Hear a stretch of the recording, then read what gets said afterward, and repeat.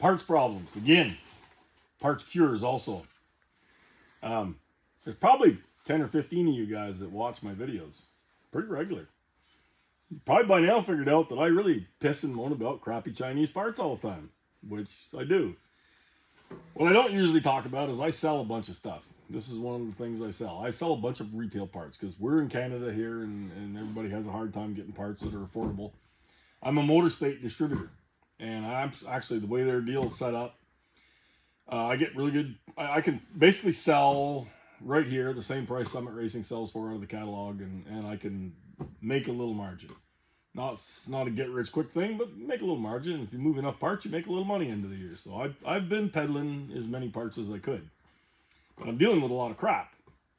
Now, Speedmaster is the big deal right now. I don't sell Speedmaster. Motor State doesn't seem to handle any more Speedmaster ever since I've been in business with them. So I'm not getting involved in that whole thing. I'm not saying they're right for ripping people off, but anyway, that's a whole other subject. But what I've got is, this is probably a Chicom part, made by Holly, Hearst. And if you look up there, you see everybody Holly owns. So Holly owns Hearst now. And I imagine they get this thing made overseas. I had a customer, he bought it, and I sold him a new TKO transmission. I sold him this. And he calls me up and he says, crossmember doesn't fit. So I checked the order and I ordered the right thing.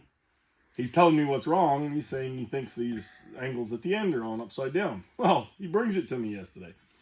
Not only are they on upside down, but if you look, this is straight. Look at the way this is. I mean, not only are they upside down. Not only upside down, they're also out of phase. Yeah, rotationally. I mean, this thing. So I'm thinking to myself, what the hell do I do with this? You know, do I even... Now, Motor State's super good with me. If I call them up and I say, look, this thing's junk, they're going to send me a tag, they'll pay the shipping, they'll send it back, they'll send me a new one. Won't cost me a dime. Is the next one I get going to be any better, or am I better off just to hack the ends off and fix it properly? You know, I mean, anyway, I made maybe $18 on that, so that's out the window. But, you know, you got to take care of your customers. But this is just a sign of what we deal with. Now, I've talked to manufacturers at PRI, and they're getting stuff made overseas. Lord knows why. I mean, because they're putting their name on it, and they're shitting all over their own name. But they're telling me they get a container load of stuff, and they know they're going to go through the container, they're going to scrap a third of it, and then they're going to end up shipping some back to people, you know, shipping returns because the stuff's no good. Why do you want to do that to your name? Why the hell do you want to make your business look like that? I don't understand. I would not put an age-old good American name on that. Now, I'm always talking about I want to buy American-made. For me, American-made, Canadian-made, same stuff. I drove truck for years. I'm telling you, I took a load down, I brought a load back. We trade even. I don't care if it's made in America or Canada, but I want it made here where somebody's watching it. So, long story short, put your money where your mouth is. Quit bitching if you're not going to pay. So I go out and buy a new starter for a race car. Now, we've been buying cheapo Chinese starters, and they don't last. Well, I can buy 2 of those for one of these. But this is probably going to outlast the other, and probably not leave us in the pit cranking away on a dead starter looking dumb. And, you know, it's a Mazier. It's made in the USA. Big old California. Nice product. And I mean, you just look at the finish on it. You lift it. I mean, this bad boy, like, this is the stuff. But this is what we got to do as consumers, too. You know, we got to, like, if we're going out there and we're buying this cheap crap, we're supporting this. We're supporting these vendors, these manufacturers doing this crap to us. So at a certain point, we've got to get together. We've got to say, listen, we ain't buying any more of that garbage. We're going to buy something good. And yeah, I had to pay up, and it sucked. I didn't like spending that much on a starter. But in the end, give me 5 years on this thing, it ain't going to cost me a dime more than the cheap Chinese one. Probably less, because I won't have bought 2 or 3 of them. Spark plug wires, same thing. Ignition stuff's almost impossible to find USA. These actually are. And the only reason I bought these is reputation. I didn't know where they were made. These suck. These are expensive. It was these like, are the coated yeah. ones. It's like a couple $100 for a set of plug wires. My cost. Yeah. Yeah. Yeah. Yeah, like they're expensive. Yeah. But you burn up less caps and that sort of thing. Again, quality parts, it pays off. I mean, if you go up there and you line up for a race, hey, let's say you made the finals, you made the semis, whatever. There goes your paycheck because your coil wire died again. You know, so I mean, that sort of thing. And then dealing with people that know what they're buying, what they're selling, what they're doing. Here's a thing that's really nice. I'll do another video on this thing at another point, but I bought this carburetor, and this is a really nice, it's all dusty now sitting here, but this was a really nice blow-through carburetor. It had the good bowls, good plate, good everything.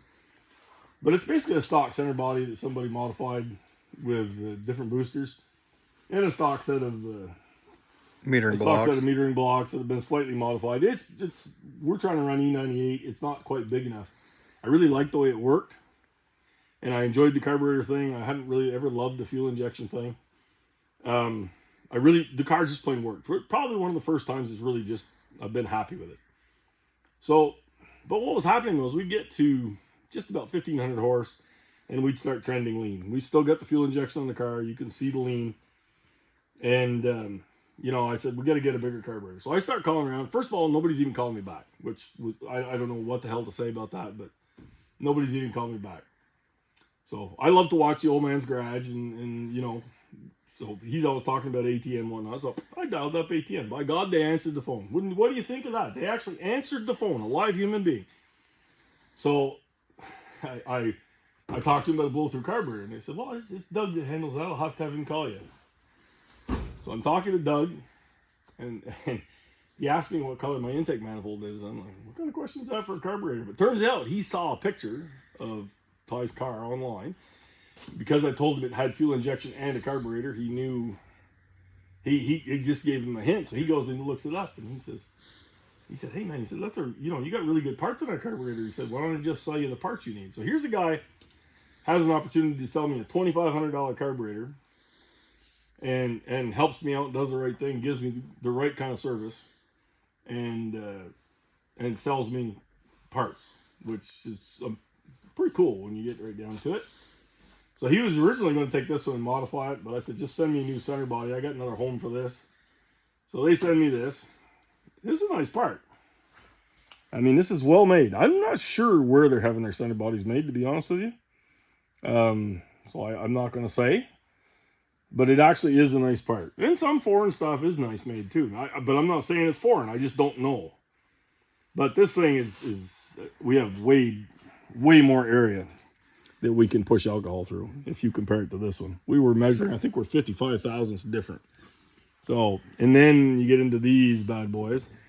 And these are real alcohol jet plates. These ones were gas, and we had drilled the jets out to no man's land, basically thread size. So these are real alcohol metering plates. So we've got a bigger jet. And these boost reference power valves actually flow a hell of a lot more than the other ones we had. So we can move way more alcohol in this setup. But all said and done, I bought this thing at a swap meet, and I bought these parts. I'm in it for half of what a new blow-through would be. But that's dealing with, a good company that knows what they're doing and gives you the right kind of service. And I'm thinking, we're never going to get that buying this cheap overseas stuff. Ever, ever, ever. So I've always tried to go support local business and that sort of thing, which is getting tougher. I mean, man, the service in those businesses, they just can't hire people anymore. I still try to do it. I would much rather buy from my local people than order on Amazon if I possibly can. Obviously there's nobody local here making carburetor stuff, so I called around. But, I sort of kept it in the family because, we follow that. We follow the old man's garage, and this is their deal. And actually, so far, I'm extremely happy. I'm very curious to get this put together and get it on the car and go see what we got. It's going to be really fun to get in the pits with a starter that actually will crank the car, too. Because, the other one had pretty well seen its day. I mean, I feel like between a starter and a carburetor, we're really going to feel like we're living. Yeah, we're probably going to be in high cotton there. Yeah. But anyway, that's my rant. What can you do? And, hey, buddy of mine gave me a hat years ago. I should try and find that thing. It had Japanese or Chinese writing on it there. and under it said "Buy American." Not sure what that other writing actually said. It said "Buy American." You know, and like I say, don't get pissy if you're from Canada because I'm Canadian. Buy American, buy Canadian. It's the same thing. But yeah, you know, reputable, decent, buy on this overlooked. Buy on this continent where we know what's being looked at. Yeah, you know, and maybe not from the cartel. Maybe not. We'll leave that to GM and Ford to buy all their parts there. Buy from good companies, you know, and I mean we got to stop supporting this crap. We really do. You know, even like the cat's talking about Speedmaster right now. That Speedmaster stuff looks like garbage to me anyway. So, I what I've looked at it, you know, I don't want anything to do with it. I looked at their heads and stuff a little bit. They ain't too impressive. No, so, Speedmaster, you want an intake that's half the price of an Edelbrock, and it fits okay-ish. Yeah, great company for you. If you want a Edelbrock quality intake, not your company. No. Your port alignment, stuff like that, quality control, it's not the same. It's never going to be the same. And that's my whole point. Like, and it's not just shitting on them. Them ripping off a company and literally putting the name on it. The rip-off thing. That's an all-time low. The rip-off thing is I was actually surprised. Like I know everybody knows they rip everybody off.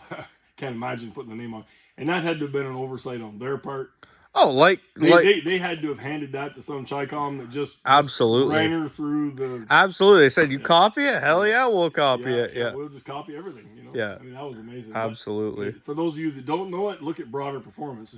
Yeah, I'm sure everybody's seen it, but look at Broader Performance. Guy makes valve bodies. Guy makes Ford valve bodies, so you know he's probably not our people, but he's automatic. He's a people. He's automatic and he's Ford. You know, I mean, you know, everybody has their faults. But basically, the guy was getting. They ripped him off. No, they ripped him off, and then the guy's getting telephone calls. These people saying, "Well, I have one of your valve bodies here, and it's not working out." And he's like, his name on it. Yeah, and he's like, "Well, what do you mean? Where'd you buy it from?" Summit. He says, "I don't sell through Summit." Looks like Summit's going to do the right thing. Yeah, Summit has announced, if they follow through with it, that they're dropping all Speedmaster. And Jags was talking about following suit and some of that stuff. Cleaner act up on that stuff. I think, you know, it's bad enough to rip people off. I feel like at this point, Speedmaster has burnt some bridges that has been. It may finish them. I don't know. It may. But it's not just them. Like, I'd like to see a bunch of these guys finish. And I'd like to see a bunch of our people. Hey, good old names that have made good products through the years that I've depended on. Unfortunately, they're done. They're venture capitalists. It's done. You want to buy stuff that's quality? Go Tick Performance. You buy stuff Tick Performance. You know, Trend push rods, stuff like that. You're gonna have to get into more niche markets, more expensive parts. ATM companies like this. You know, it's stuff that you're gonna spend more money than going to your box store garbage. Actually, you guys are no worse than anybody on carburetors. No, not necessarily. But you have to look for it. It's not wholesale. It's not, you know, in the people's eye as much. You have to go look for some of these people. Yeah. That actually value your business, and then pray we don't make them rich and they sell out to a venture capital company. And right, exactly. So I mean, rough deal, but just don't buy cheap garbage. Yeah, but I think we all do. Honestly, I think we need to get together and stop supporting that crap. You know, and I know I've been there. I am there. I don't really have any money. I mean, I can't afford to go buy the best of the best, but I also can't afford to buy cheap crap 3 times. So, you know. At a certain point, if you're going to spend once, or don't spend it all. Yeah, exactly. Save it till you can buy it once and do it right. Sit on the sidelines if you're not going to do it right. Yeah, it's just, you know, and then you've got some crap you can't even depend on. I mean, our entire racing career has been a lesson in, if you're not going to buy the right thing the first time, just don't buy anything. That's because we always bought everybody's used crap. I understand that, but I mean, did we, you know, transmissions? How many million transmissions did we ruin before? Like, fine, we're going to buy a Liberty. Yeah, we're going to buy. We spent more money on other trannies than we did. Absolutely, we did. We could have funded another. We could have had 2 of them. I pretty well got my money back on trannies other than the Muncies we were tearing. Yeah, the Muncies originally, but I mean, we didn't have that much power. But still, it was just a lesson in, if you're going to do it, just do it once. I mean, clutches, you know, stuff like that. Learning about slipper clutches. Yeah, we had to learn rear ends. I mean, everything has just been, as you progress in things, you're better to have overspent originally on too good of a product. When we do a customer car, from all we learned on that through the years, we tend to overbuild Absolutely. what it'll take for power and traction and not break. Absolutely. Because Which should, of that. Which should be your same thing when purchasing parts. And actually, if a $240 Summit carburetor is going to work, you know, a $700 or $800 American made one's probably going to work a lot better. Will the Summit one work? Probably. It'll run.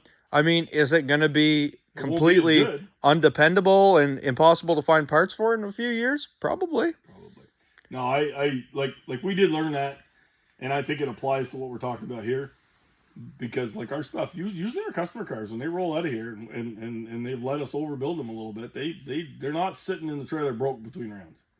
They actually get around there pretty damn good. You can make a lot of passes a day and they hold up, and that's the key to quality parts. Maybe buying a little better than what you actually need, and they do run. And at the end of the day, you don't have to spend it a second and a third time. I think the lesson of the day in that is buy once. So if you have to overbuy, if you have to overspend on a product that's too good, there's no product that's too good for what you're doing. Ain't no such thing. So I mean, if you're into something, I mean, maybe buy the Hollywood Mazir starter or the Mazir water pump instead of the Speedmaster. You know, does this electric motor work? Are the contacts actually sealed? Do we know? Look at how they cool. Like we get that cheap. We actually should get rid of that. We get that cheap ass pump on your car. Yeah. I mean, it's not so bad. It's like a Proform water pump, and like. I mean, half the time we don't turn it on, so the motor heats up. No, but I mean, when you do turn it on, like a small block Chevy on alcohol with water flowing through it should not ever need an electric fan to come on ever in history. And it does, you know, because it is a you can hardly see the water moving that radiator. It is a cheap, low flow, not, you know, just don't learn from others. Yeah. Don't do that. Yeah. You know, I mean, just don't do that. Yeah, it's just anyway, that's the deal. Buy the best shit you can afford to buy, and if you can't afford to buy the best shit, maybe wait a week or two. And then buy the best shit. You're probably better off not going to the track that week or going to the car show or going to the cruise night or whatever and getting something better.